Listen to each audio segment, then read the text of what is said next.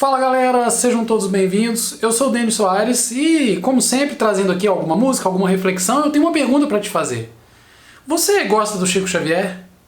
Você gosta? Mas você tem certeza mesmo que você admira o Chico Xavier?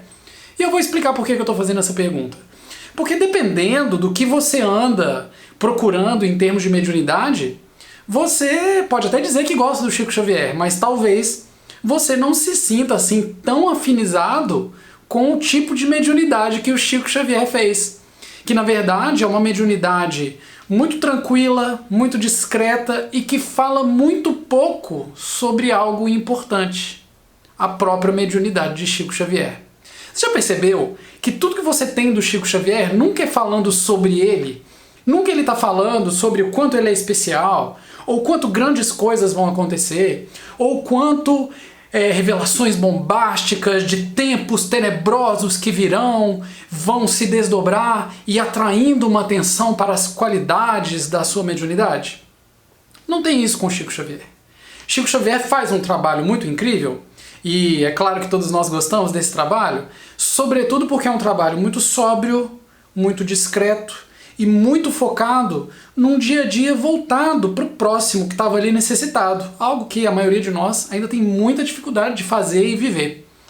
E o que nós temos visto hoje em dia, aqui em pleno 2021, depois da pandemia e todo mundo na internet? Nós temos visto muitas manifestações mediúnicas que falam de coisas que são um pouco engraçadas, se você parar para pensar bem.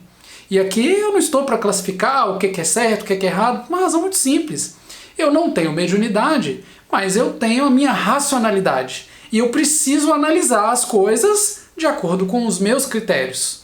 Eu não sou nenhuma espécie de censor, auditor, ou alguém que vai avaliar ou dizer o que pode, o que não pode, o que é, o que não é. Eu não tenho essa capacidade, nem essa condição, muito menos essa pretensão. Mas eu acho que vale a pena a gente compartilhar aqui alguns elementos interessantes para que cada um de nós desenvolva a própria capacidade crítica de entender o que faz sentido e o que não faz sentido. Então eu vou dar uma primeira sugestão para vocês. Se você perceber que determinados agrupamentos, determinados médiuns, determinados trabalhos contam histórias completamente novas, coisas do tipo assim: olha, vai acontecer, um portal vai se abrir, uma equipe intergaláctica que está se aproximando e só eu estou sabendo.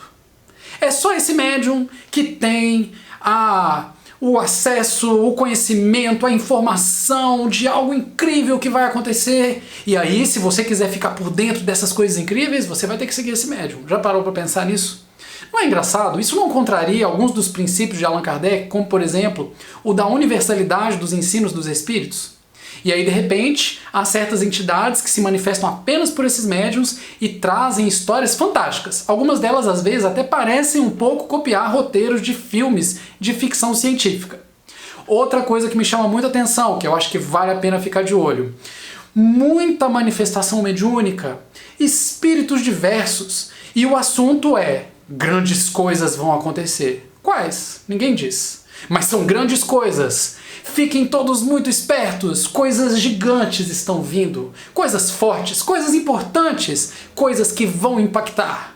Espíritos de diversas localidades interplanetárias e espaciais aparecem e o tempo todo eles falam do relevante papel dos médiuns envolvidos no processo, ou das pessoas que vão chegar para o trabalho de uma casa espírita, que pode ser uma espécie de nova manjedoura na qual reencarnará o Cristo, mas ainda não há indícios de que isso acontecerá assim.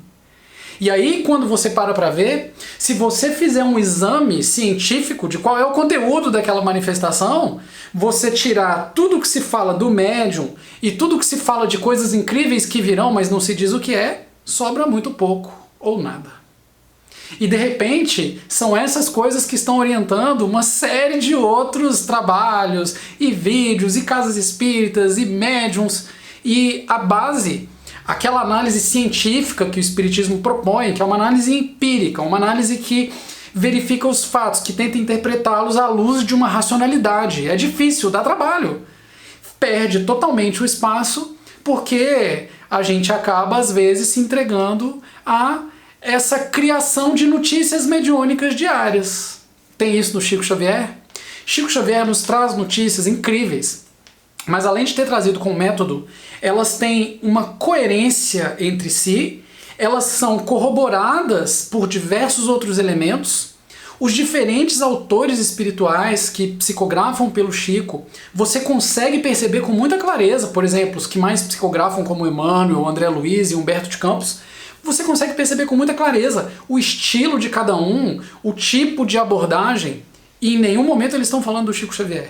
Em nenhum momento eles estão exaltando grandes coisas que vão acontecer e revelações bombásticas de portais que vão se abrir e equipes com uniformes especiais que estão vindo para salvar a humanidade, por uma razão muito singela.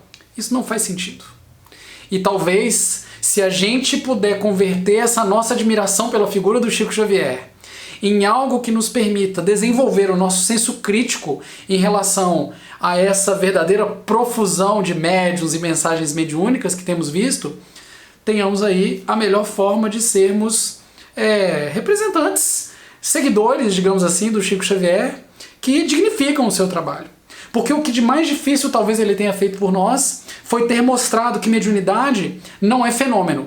Foi ter mostrado que mediunidade não é fenômeno no sentido de ser um grande acontecimento, um picadeiro. Vamos chamar a atenção, vamos falar aqui com os espíritos que vão nos dizer se devemos comprar o ar-condicionado da marca X ou Y. E aí o espírito vai dizer se eu devo usar a câmera assim ou assado. Galera, espírito nenhum me disse nada. Eu não tenho mediunidade. Se eu tivesse e um espírito aparecesse para mim para falar de coisas do tipo...